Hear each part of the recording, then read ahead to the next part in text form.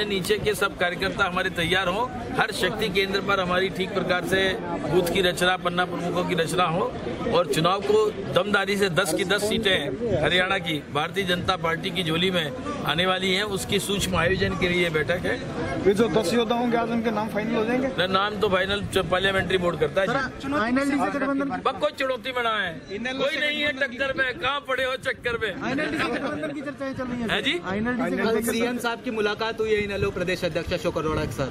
अरे लोग सब मिलते हैं, मुझे भी 10 लोग मिले हैं, सब पार्टी के लोग मिलने आए हैं क्योंकि भारतीय जनता पार्टी का माहौल है, तो इसलिए मिलने में कोई मनाही नहीं। 1999 में 10 की 10 जीती थी, फिर गठबंधन था तब।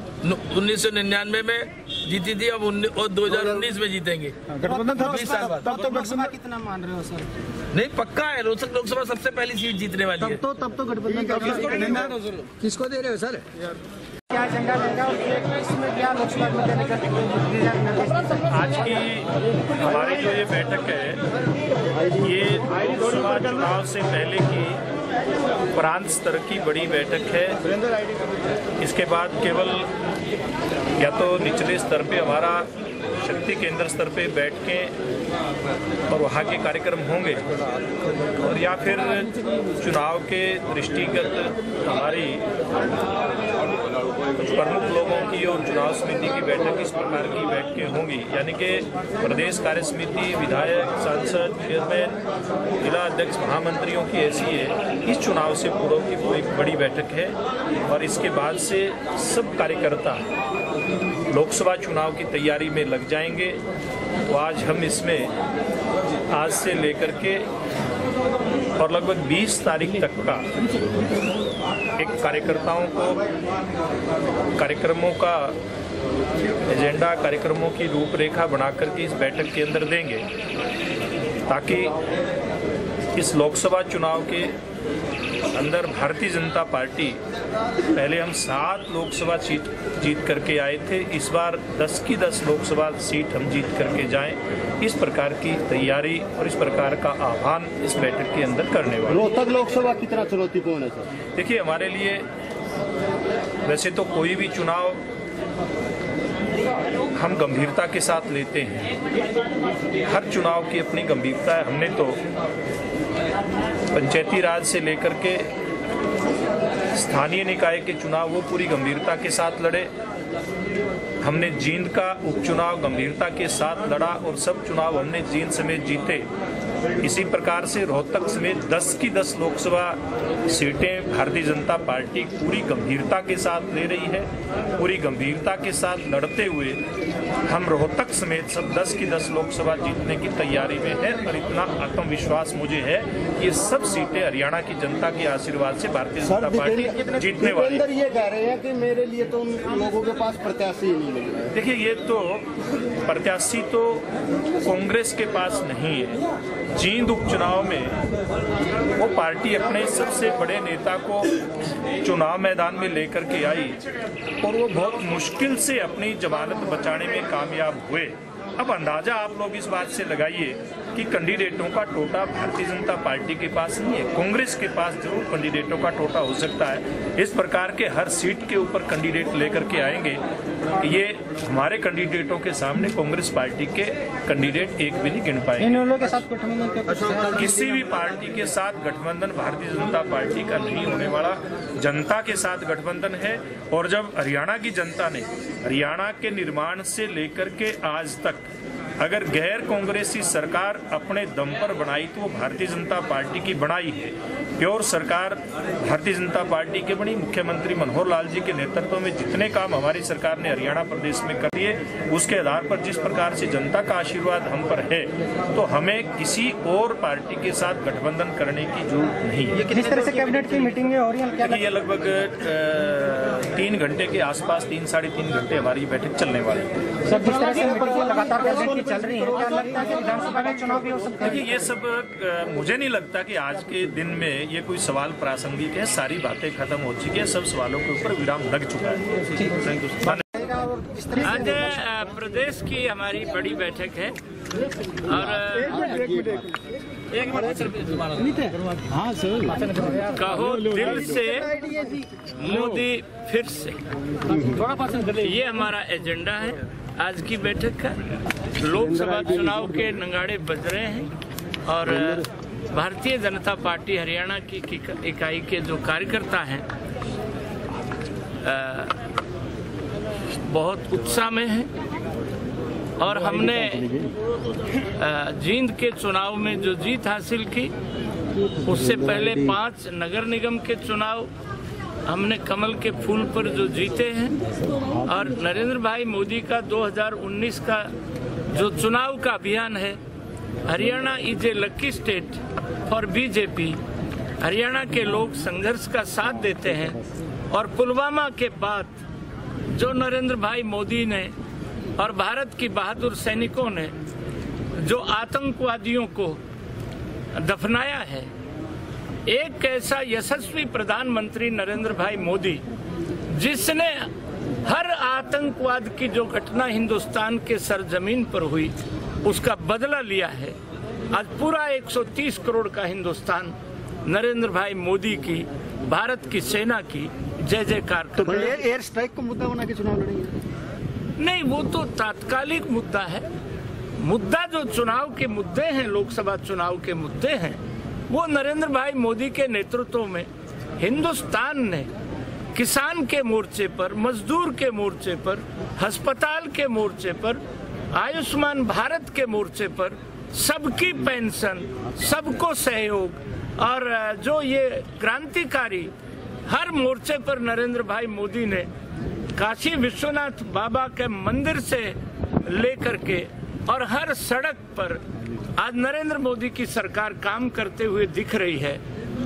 किसान की आमदनी दुगनी करने का जो लक्ष्य है, उनकी फसल के जो मेरे खेत में मैं बाजरा बोता हूँ 990 से ऊपर कभी नहीं बिका। इस बार हमने अपने खेत का बाजरा 1950 रुपये प्रति क्विंटल बेचा। आज किसान प्रसन्न है, आज जवान प्रसन्न है।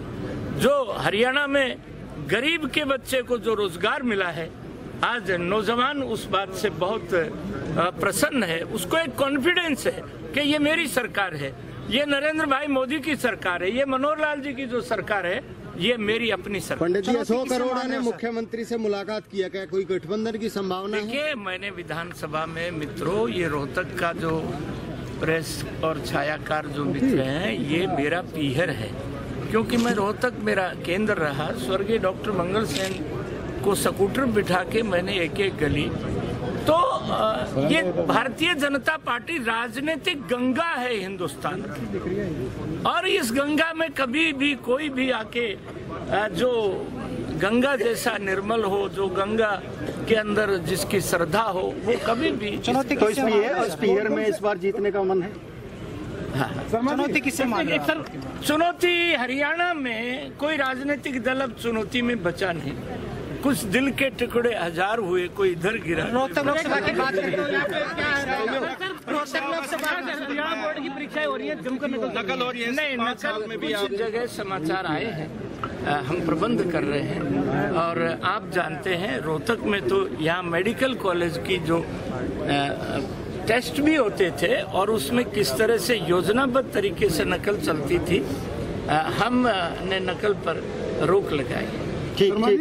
लोकदल से तो पुराना याराना है, गठबंधन की संभावना ज्यादा जी सर, आज जिस तरह से भारतीय जनता पार्टी एक राष्ट्रवादी विचारधारा का और कार्यकर्ताओं का संगठन है, और समय समय पर भारत के संविधान के अनुसार लोकतांत्रिक पद्धति से जब जहां चुनाव होते हैं तो संगठन के नाते से अपने चुनाव की तैयारियां हम सब कार्यकर्ता मिल करके बैठ करके करते हैं। आप सब जानते हैं कि लोकसभा का चुनाव अगले महीने संपन्न होगा। देश के 125 करोड़ लोगों के वर्तमान और भविष्य का फैसला होगा। देश की जनता ने अपना मन बना लिया है कि भारत के लोकप्रिय, यशस्वी, बल्कि दुनिया के सर्वाधिक लोकप्रिय जननेता श्रीमान नरेंद्र भाई मोदी जी के नेतृत्व में फिर से बीजेपी एनडीए की सरकार को बनाना है। भाजपा हरियाणा के कार्यकर्ता आज रोहतक में, जो हमारी राजनीतिक राजधानी हम हरियाणा प्रदेश की इसको मानते आए हैं, यहाँ बैठ करके पूरे प्रदेश के कार्यकर्ता लोकसभा चुनाव की रणनीति के ऊपर विचार करेंगे और हरियाणा प्रदेश की जनता ने ऐसा हमें महसूस होता है कि मन बनाया है कि इस बार हरियाणा प्रदेश में 10 की 10 लोकसभा सीट जीत करके 10 कमल के फूल खिला करके मोदी जी की झोली में डालने का काम करेंगे और उसी तैयारी को लेकर के आज यहाँ पर बैठक आयोजित की गई है।